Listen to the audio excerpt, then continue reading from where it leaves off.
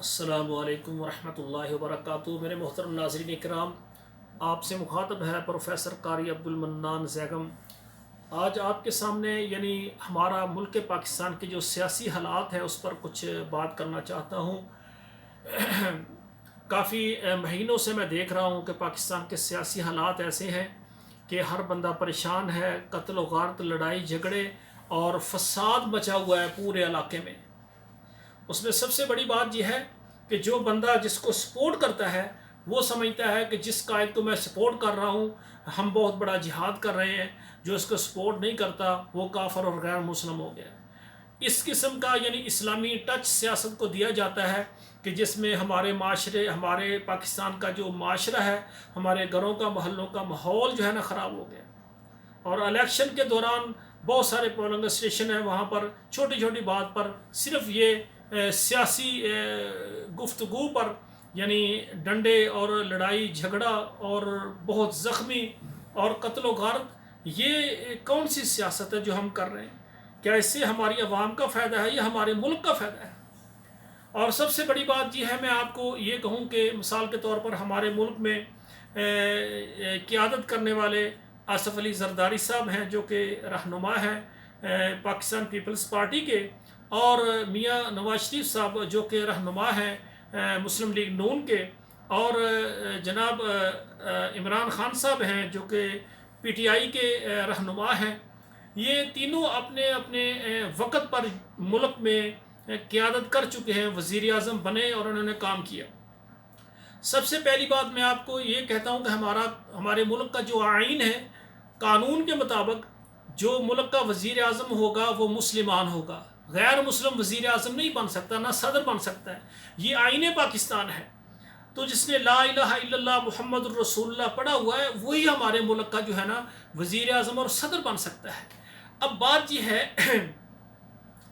کہ یہاں پر جو ہماری غریب عوام ہے وہ جس کو سپورٹ کرتی ہے وہ کہتی ہے میں پی ٹی آئی کو سپورٹ کر رہا ہوں، لہٰذا ہم بہت بڑا جہاد کر رہے ہیں، ہم اسلام کے لیے اور ملک پاکستان کے مفادات کے لیے، ملک کو مضبوط کرنے کے لیے ہم جہاد کر رہے ہیں۔ جو ہمارے ساتھ نہیں کھڑا ہوگا، ہمارے قائد کو ووٹ نہیں دے گا، وہ کافر ہے، وہ غیر مسلم ہے۔ اور اسی طرح جو مسلم لیگ نون والے وہ یہ کہیں کہ جو ہمارے میاں نواز شریف کو ووٹ نہیں دے گا یا ہماری مسلم لیگ کو نہیں دے گا وہ غیر مسلم ہے۔ اور اسی طرح جناب جو آصف علی زرداری صاحب ہیں ان کو یہ لیڈ کرنے والے، سپورٹ کرنے والے، وہ کہیں گے ہمارا قائد کہتا ہے کہ غریب عوام کا ساتھ ہو، روٹی کپڑا مکان، لوگ تنگ ہیں تو ان کے لیے ہم لڑ رہے ہیں، لہٰذا ہمارا جو ساتھ نہیں دے گا وہ غیر مسلم ہے۔ یہ سب کیا جو غیر مسلم اور تکفیر کے فتوے لگانا بالکل غلط ہے۔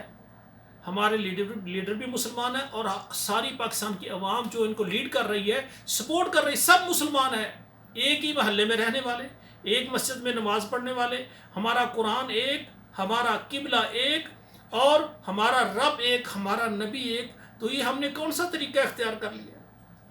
یہاں پر میں دردمندانہ عوام سے ایک اپیل کروں گا کہ آپ جس کو بھی سپورٹ کرتے ہیں، جب وہ آپ کا لیڈر وزیر اعظم بن جاتا ہے، جب صدر ہو جاتا ہے، تو جب وزیر اعظم بن جاتا ہے تو وہ کرسی پر بیٹھ جاتا ہے، پھر آپ کیا آپ کو کیا ہوتا ہے؟ آپ کے لیے کوئی آسانی آتی ہے؟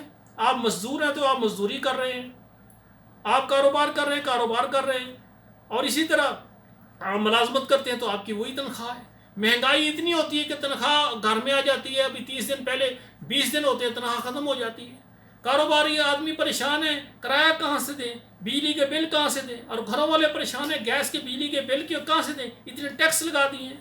جو آنے والا آتا ہے وہ کرسی پر بیٹھتا ہے، عیش کرتا ہے، وہ سب سے پہلے یہ سوچتا ہے کہ میں نے الیکشن لڑا ہے تو الیکشن پر میں نے اتنے ارب خرب لگائے ہیں، وہ پہلے مہنگائی کر کے وہ نکالتا ہے، وہ ہمارے خون پسینے سے، ہمارے جسموں سے وہ ہمیں ٹیکس لگا کر مہنگائی کر کے ہم سے نکالتا ہے۔ جب وہ نکل جاتا ہے پھر وہ سوچتا ہے کہ اگلا الیکشن میں نے لڑنا ہے، اتنے ارب اتنے خرب میرے پاس ہوں گے تو پھر میں نے اگلا الیکشن لڑنا، اس کے لیے پھر وہ نکالنا شروع کر دیں۔ پھر وہ ناجائز جائز طریقے سے سارا مال پاکستانی اکٹھا کر کے وہ دوسرے ملک میں جمع کرتا ہے، اپنے بینک بیلنس دوسرے ملک میں بھرتا ہے، کوئی جناب اپنے بیٹے کے نام بھرتا ہے، کوئی بیگم کے نام پر بھرتا ہے، کوئی کسی رشتہ دار کے نام پر بھرتا ہے، کوئی کسی تعلق داری مرد عورت کے نام پر یہ کام کر رہا ہے۔ نتیجہ کیا ہوتا ہے؟ وہ مدت پوری کرے یا نہ کرے اس کا جناب کاروبار بھی ڈبل ہو جاتا ہے، سب کچھ، عوام بھوکی مر رہی ہے، عوام کو کھانا نہیں مل رہا، عوام پریشان ہے، اور وہ جناب بڑے خوش ہیں۔ کیوں؟ کہ جب سے سیٹ پر بیٹھتے ہیں ایسے طریقے سے ملک کو کھاتے ہیں، لوگوں کو پتہ ہی نہیں چلتا۔ جب وہ مال سارے ملک کا لوٹ کر ملک کو تباہی کے دھانے پر بٹھا کر وہ فرار ہو جاتا ہے تو بعد میں کہتے ہیں یہ چور ہے، یہ فلاں ہے، یہ فلاں ہے۔ تو میرے بھائیوں، یہ آپ مجھ سے یہ سوال کر سکتے ہیں کہ تینوں لیڈروں میں آپ کس کو سپورٹ کر رہے ہیں؟ میرے بھائیوں، میں تینوں میں سے کسی کو بھی نہیں سپورٹ کر رہا۔ آپ میری بات کا غصہ نہیں کرنا، آپ میرے بھائی ہیں، پاکستانی ہیں، میں آپ کو سپورٹ کر رہا ہوں۔ آپ ملک کے خیر خواہ ہیں، آپ ملک کو بچانے کے لیے، اسلام کے نفاذ کے لیے آپ روڈوں پر آتے ہیں، آپ دوسرے شہروں میں جاتے ہیں، آپ دھرنوں میں جاتے ہیں، آپ جلسوں میں جاتے ہیں، پروگراموں میں جاتے ہیں۔ آپ ہیں ملک کے صحیح حمایت کرنے والے، اور اپنے ملک کو سپورٹ کرنے والے آپ ہیں۔ یہ جو ہمارے قائد جتنے ہیں یہ ہمیں سپورٹ نہیں کر رہے، یہ ہمیں بہت بڑا دھوکہ دے رہے ہیں، ہمارے ملک کو کھا رہے ہیں، لوٹ رہے ہیں۔ خدا را ان کے پیچھے لگ کے ان کی سپورٹ کرتے ہوئے آپ آپس میں نہ لڑیں۔ ایک محلے والے، ایک گھر میں کچھ بھائی ہیں، آپس میں وہ لڑتے ہیں رات کو، تو اس کو کیوں سپورٹ کرتا ہے، تو اس کو کیوں نہیں کرتا؟ محلے میں جو افراد ہیں ایک محلے میں، وہ آپس میں لڑ رہے ہیں، شہروں والے آپس میں لڑ رہے ہیں۔ تو میرے بھائیوں، یہ دنگا فساد ختم کریں۔ آپ مسلمان ہیں، آپ اپنی شناخت سمجھیں اور اپنے ملک پاکستان کو سمجھیں کہ یہ تینوں میں سے ہمارے ملک کے ساتھ کوئی بھی مخلص نہیں ہے، بلکہ یہ سب ملک کو لوٹ رہے ہیں۔ آپ دعا کریں کہ ہمارا کوئی ایسا نظام ہو جدید، جس نظام کے ذریعے جو وزیر اعظم بنے وہ جب الیکشن میں آئے تو اس کا 1 روپیہ بھی نہ لگے۔ اس انداز سے ہمارے پاس ٹی وی ہے، ہمارے پاس جدید ذرائع ہیں جن کی وجہ سے ایسا الیکشن ہونا چاہیے کہ یہ ملک کا یہ قیادت کرنے والا لیڈر، اس کے پیسے نہ لگے۔ جب وہ سیٹ پر آئے اس کو یہ فکر نہ ہو کہ میں نے اتنے لگائے ہیں، پہلے اتنے نکالنے ہیں اور اگلا الیکشن کے لیے اتنے لگانے ہیں۔ اس کو یہ ہو کہ سیٹ پر بیٹھتے ہوئے وہ ملک کو جناب ترقی پر لے جانے کے لیے وہ کوشش کرے۔ جو سیٹ پر آتا ہے کہتا ہے جی فلاں ملک پر میں گیا ہوں، وہاں سے جناب انہوں نے کہا جی ٹھیک ہے جی اتنے پیسے آپ کے ملک کو قرض دیں گے۔ تو یہ جو جاتا ہے ان کے وہ قرض دیتے ہیں تو وہ کچھ منواتے بھی ہیں۔ وہ کہتے ہیں چینی آپ ہمیں دیں، کوئی کہتا ہے ہمیں گندم دیں، کوئی کہتا ہے ہمیں چاول دیں۔ ہمارا ملک پاکستان گندم میں خود کفیل ہے، چاول میں خود کفیل ہے، چینی میں خود کفیل ہے، لیکن یہاں ان چیزوں کا بحران کیوں ہوتا ہے؟ ہمارے لیڈر آ کر اس کو سیل کرتے ہیں دوسرے ملکوں کو، یہ وہاں سے قرضہ لے کر آئے، ان کے ساتھ معاہدہ کیا ہوا ہے، اور پھر یہ ہمارے ملک کے جناب، ہمارے ظالم، ہمارے حکمران دوسرے ملک کو کہتے ہیں ہم پٹرول لیں گے اور ہم اتنی قیمت، اتنے وقت تک، اتنی قیمت تک ہم بڑھائیں گے۔ یہ پہلے معاہدہ کر لیتے ہیں، تو بعد میں جب مہنگائی ہوتی ہے تو پھر کہتے ہیں یہ مہنگائی ہو گئی۔